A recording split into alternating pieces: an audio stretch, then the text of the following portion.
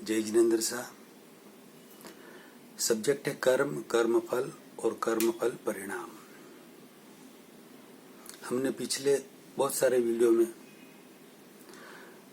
कर्मों के बंधन कैसे होते हैं, कब होते हैं, पूर्व भाव में जाकर भी देखा। और जो पूर्व भाव या पुनर्जन्म में जो नहीं मानते हैं,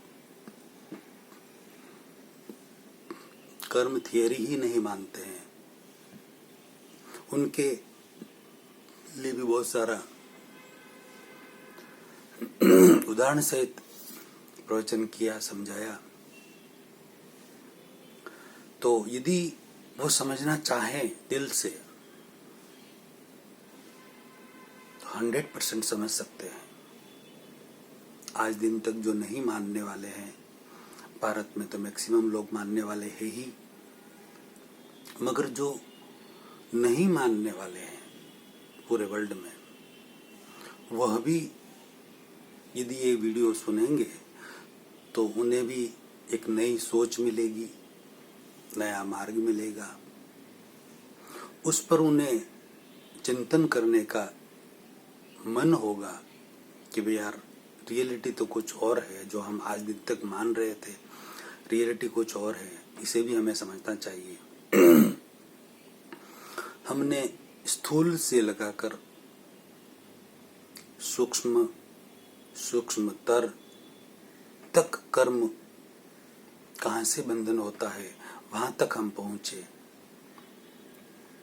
अब है सूक्ष्मतम की बारी। एक चुल कर्म का बंध कहाँ से होता है, वह गूढ़ रहस्य है। सॉरी। और वह है सूक्ष्मतम। सूक्ष्मतर नहीं, सूक्ष्म नहीं, स्थूल नहीं, स्थूल, सूक्ष्म, सूक्ष्मतर और सूक्ष्मतम। वह सूक्ष्मतम रहस्य है। उस रहस्य को हम आज समझने की कोशिश करते हैं।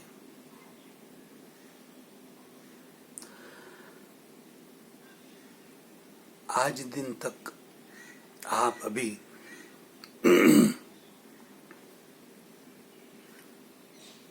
आप जो भी मेरे वीडियो सुन रहे हैं, भाई हो, बहन हो, साधु श्रावक कोई भी हो, साधु साध्वी जो भी,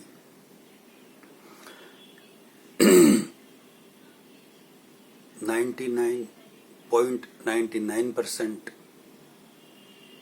0.1% का अपवाद रख रहा हूं मैं। वह इसलिए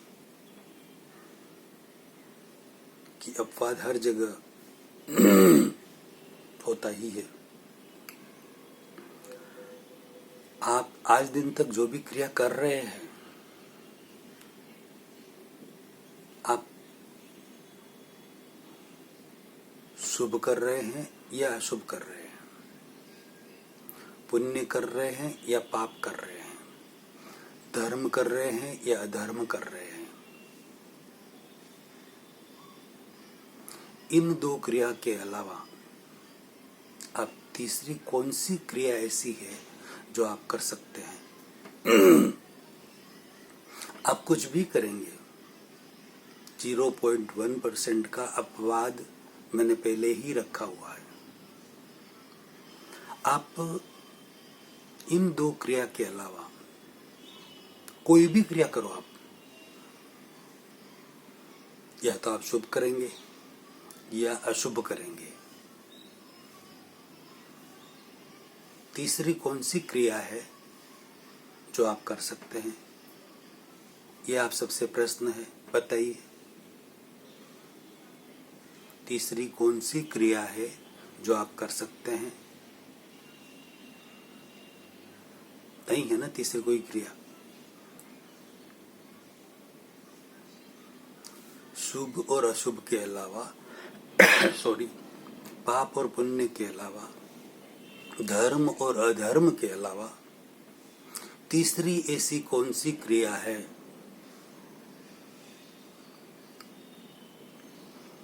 धर्म अधर्म से परे, शुभ अशुभ से परे, पाप पुण्य से परे कोई क्रिया है?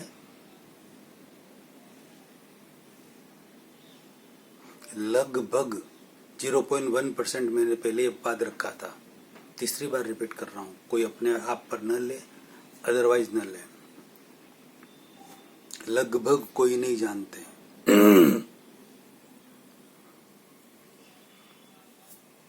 है। मैंने बहुत सारे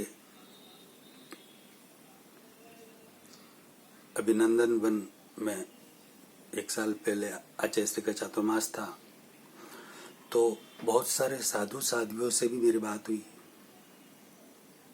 समणियों से बात हुई, जेनोलॉजी के प्रोफेसर लाडनू से आए हुए थे, उनसे भी बात हुई, जैन स्कॉलर की डिग्री लेने आए हुए थे 32-35 पूरे भारत में से भाई बहन, उनसे भी बात हुई। और कम से कम 100-150, 125-150 उपासक भाई बहन, उपासक उपासिकाएं भाई बहनों से भी मेरी ग्रुप में बैठकर 2-2, 3-3 घंटा तक चर्चा हुई। इसके अलावा और भी बहुत सारे बुद्धिजीवी वर्ग से भी बात हुई। लगभग किसी को इन दो के अलावा तीसरी कौन सी क्रिया होती वो पता नहीं था, नहीं था पता।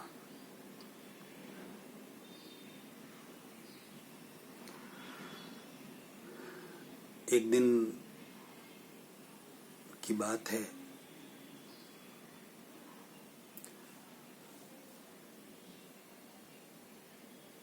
संचेती साहब ने आकर मुझे बोला कि अशोक जी, आज का प्रवचन गुरुदेव ने आपके एक शब्द पर दिया। 18-20 मिनट का जो गुरुदेव का प्रवचन होता है वो एक ही शब्द पर था, आपके एक ही शब्द पर था। मैंने कहा कौन सा? कि अक्रिया पर, अक्रिया पर। ये मेरे गुरुदेव से बात हुई थी।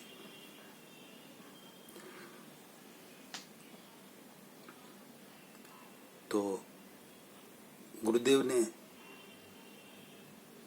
प्रवचन में फरमा रहे थे, गुरुदेव ऐसा वो भाई बोल रहे थे।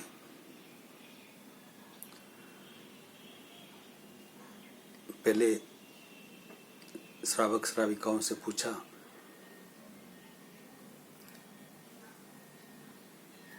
कि कोई भी हम क्रिया करते हैं तो उससे पाप होता है, पुण्य होता है, तो अक्रिया से क्या होता है? पाप होता है या पुण्य होता है?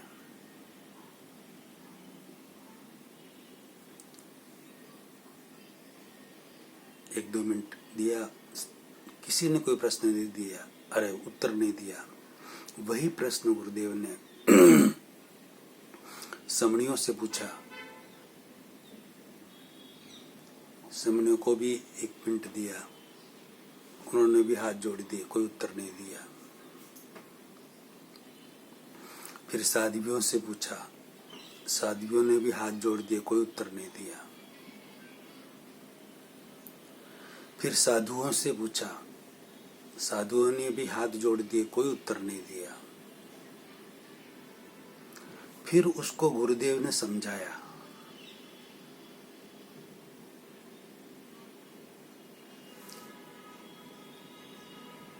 कि अक्रिया से न पुण्य होता है न पाप होता है। ये बात मेरी गुरुदेव से पहले ही हो चुकी थी। मैंने 16 पत्र गुरुदेव को अर्ज किए थे, उसमें क्रिया, प्रतिक्रिया और अक्रिया, अक्रिय कर्म करते हुए अकर्म दशा का जिक्र किया हुआ था। डिटेल में सारा गुरुदेव को निवेदन किया था। तो वही बात मैं आपसे, बहुत गूढ़ रहस्य वाली बात है, बहुत ही गूढ़ रहस्य वाली बात है।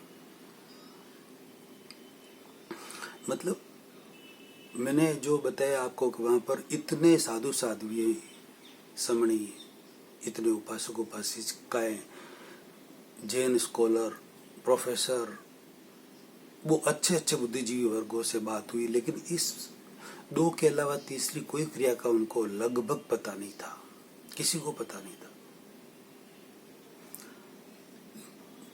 तो ये तीसरी क्रिया है, अक्रिया है। तीसरी कौन सी क्रिया है? उसको अक्रिया कहते हैं। अक्रिया, क्रिया और अक्रिया, उसका पर्यायवाची शब्द है दूसरा अक्रिय, अक्रिय। तीसरा है अकर्ता, कर्ता अकर्ता, क्रिया अक्रिया, क्रिय अक्रिय, अक्रिय तीसरी अवस्था। शुभ अशुभ से परे, पाप पुण्य से परे, धर्म अधर्म से परे।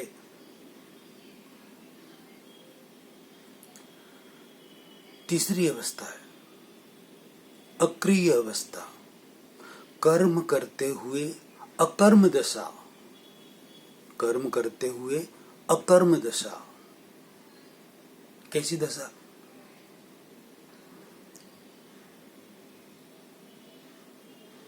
भरत चक्रवर्ती, उन्होंने दीक्षा नहीं ली थी, दीक्षा उनको दी नहीं थी भगवान ने कि तुम ये राज पाठ संभालो। तो प्रभु मेरी मुक्ति कैसे होगी? बोला कि मुक्ति होगी, इसी भव में होगी, और राजपाट संभालते हुए मुक्ति होगी। वैसा उनको अक्रम ज्ञान दिया था। हम अभी चल रहे हैं क्रमिक मार्ग में, क्रमबद्ध, स्टेप बाय स्टेप आगे बढ़ रहे हैं, उसको क्रमिक मार्ग कहते हैं, क्रम मार्ग कहते हैं। स्टेप बाय स्टेप आगे बढ़ना क्रमिक मार्ग, क्रम मार्ग। उनको अक्रम यानी कि क्रम से हटकर स्टेप बाय स्टेप आगे नहीं बढ़ना, मतलब लिफ्ट मार्ग दिया था उनको। किनको? भरत चक्रवर्ती को। किसने दिया था? भगवान आदिनाथ ने। लिफ्ट मार्ग उनको बताया था कि तुम घर में रहते हुए, राजपाट करते हुए, युद्ध करते हुए, न्याय करते हुए भी इसी भव में मुक्त हो सकते हो। 100% इसी भव में मुक्त हो सकते हो। और वो हुए, और वो हुए। कर्म करते हुए वो अकर्म दशा में जीवन जिया उन्होंने।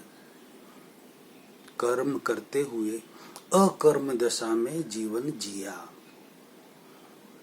दूसरा उदाहरण वैसा ही, सीता, माता सीता के पिता जनक राजा, उनको कहते हैं जनक विदेही, यानी कि वो देह से अलग, यानी कि आत्मा भिन्न और शरीर भिन्न से अलग की स्थिति में वो रहते थे, इसलिए उनको विदेही कहते। देह के बिना विदेही। माता सीता को वैदेही भी कहते हैं, क्योंकि महाराजा जनक विदेही थे। वह भी कर्म करते हुए अकर्म दशा में पूरा जीवन उन्होंने जिया। बहुत बड़ी उच्च कोटि का उनका जीवन था। भरत चक्रवर्ती का और जनक विदेही का। उसी तरह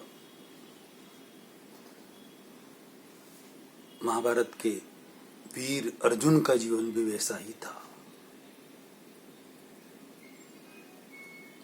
कर्म करते हुए भी वो भी अकर्म दशा में थे, और उसी भव में लाखों करोड़ों को महाभारत में, कुरुक्षेत्र में महाभारत का जो युद्ध हुआ, करोड़ों को मारा, उसके बाद भी वो उसी भव में मोक्ष में गए, उसी भव में सिद्ध बने। ये है अक्रिय दशा, अकर्म दशा, अकर्ता दशा। शुभ अशुभ से परे, धर्म अधर्म से परे, पाप पुण्य से परे। इसको हम थोड़ा डिटेल में अगले वीडियो में और समझते हैं, गूढ़ रहस्य वाली बातें कि कर्म कहां से पैदा होते हैं, कहां जाकर उसका रूट कोज है, जड़ मूल है, वहां पर वो नस दबाई जाए तो सारा सिस्टम सेट हो सकता है और स्पीड आगे बढ़ सकते हैं। स्टेप बाय स्टेप की जगह और स्पीड आगे बढ़ सकते हैं, लिफ्ट मार्ग में मिल सकता है। क्या आपको चाहिए ऐसा लिफ्ट मार्ग? क्या शुभ अशुभ से और कोई इन दो स्थिति से तीसरी स्थिति की आपको जरूरत है? अकर्म दशा की जरूरत है, अक्रिय दशा की जरूरत है?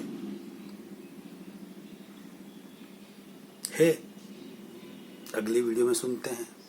ये गूढ़ रहस्यों वाला वीडियो लाखों करोड़ व्यक्तियों तक पहुंचाकर अनुबोधना का पुण्य कमाए। जय जिनेंद्र शाह।